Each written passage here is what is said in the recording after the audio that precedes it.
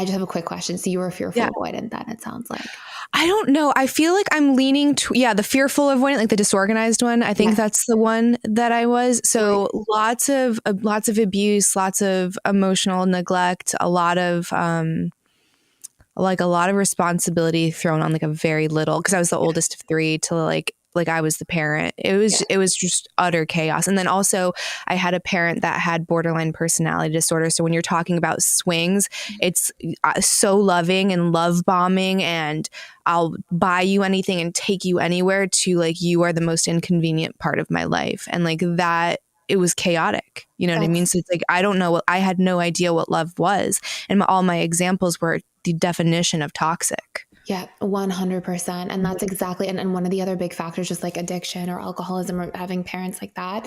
One of the other ones is having a parent with a cluster B personality disorder, BPD, narcissistic personality disorder. The other one had narcissism, the actual narcissism, not this thing that we throw around, which I would love to talk to you about too, because you do such a disservice when you just throw out these terms and diagnoses to every behavior that you don't like, or every personality that you don't like, because it takes the actual meaning away from the people that need to have those labels as like a warning sign. So do you think when it comes to like narcissism specifically, like there is this massive uptick in it, or do you think that it's kind of a misuse of the label? I think a lot of times it's the misuse of the label. I'm not going to take away from the fact that like culturally there's things that are more likely to create that programming. Like, you know, there's things that are happening in our world, like social media, like, you know, things like that may create this outlet for people to develop more in that direction. But the vast majority of narcissistic personality disorder is probably developing way before people have. They say it really showcases itself in like the behavioral development years, like around like 13 to 16.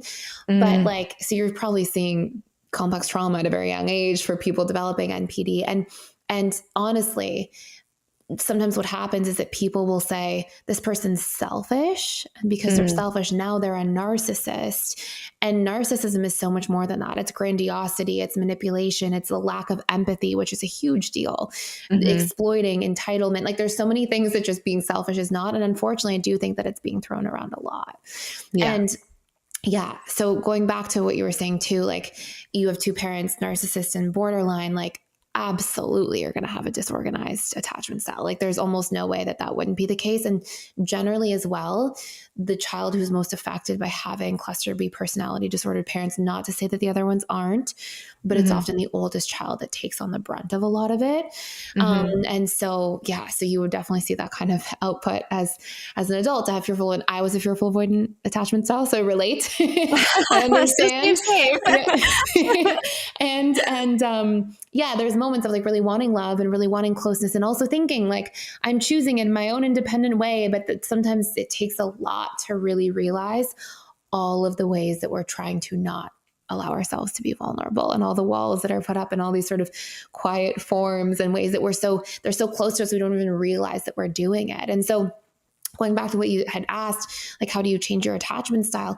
So that's what we focus on. Like, it's all about, so my background originally was in like hypnotherapy and a lot of like NLP, the subconscious mind, and actually how we get our conditioned programs. And what we focus on is we put it into different buckets. So the first thing is we reprogram core wounds, because you're not born with them. And so we can recondition them. I'm happy to share like a tool about that later as well.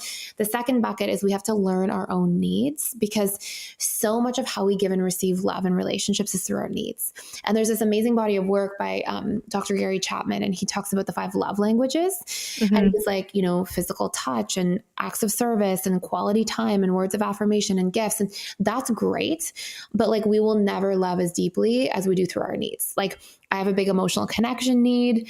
And if I spend quality time with somebody watching a TV show, it's not the same as having a deep conversation. Like, the need for emotional connection will always supersede the love language of just quality time. So we have to learn what we need for love. And that's the biggest expression of how we give and receive to other people. And so our second bucket is we learn our own needs, so that we can then, third bucket, communicate them to others. And we can actually share how we receive love, and also understand how other people receive love through their unique set of needs. And then we learn communication, or then we learn boundaries, and we learn to upgrade into healthier behaviors, like not to cling or push away. And we can recondition those things too, leveraging principles of neuroplasticity and understanding the subconscious mind. And so when we can basically reverse engineer so that we get rid of the core wounds, we learn our own needs, we can communicate them to others and meet them ourselves really, and have better boundaries and healthier behaviors.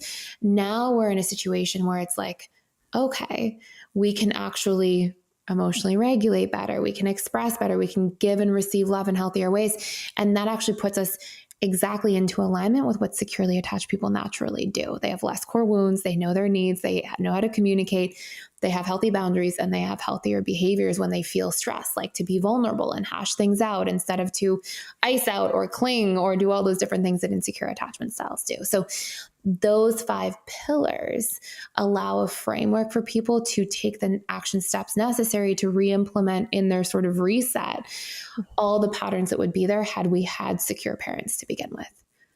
Now, this might sound a little woo, so bear with me if it's like not your thing. Woo. I'm probably pretty good with the woo. Yeah. Okay, good. My audience is used to it because I'm out there. But my oldest, his birth story was like almost as bad as it could be. Like he was born still, and they had to resuscitate him, and he was in like a hypothermic coma for 3 days, and they had to warm him up and like NICU for a week, which I know is not as long as a lot of babies, but like a week is still a lot. And I firmly believe that if he has an attachment style, which I'm still kind of trying to figure it out, if it's secure, it seems like it might be a little bit anxious. I basically am a stay-at-home mom and kind of have always been. Like I do the podcast and that's pretty much it. And then my husband also works from home. So like tons of quality time with both of us separately and together. I'm like my version of why he might be anxious is his birth story. And I really believe birth stories affect us. And I think even like in utero, what happens, and I'll even go as far as saying epigenetics and your ancestry line. So I think all of these things can have an effect on our behavior and our relationships and just how we interface with the world.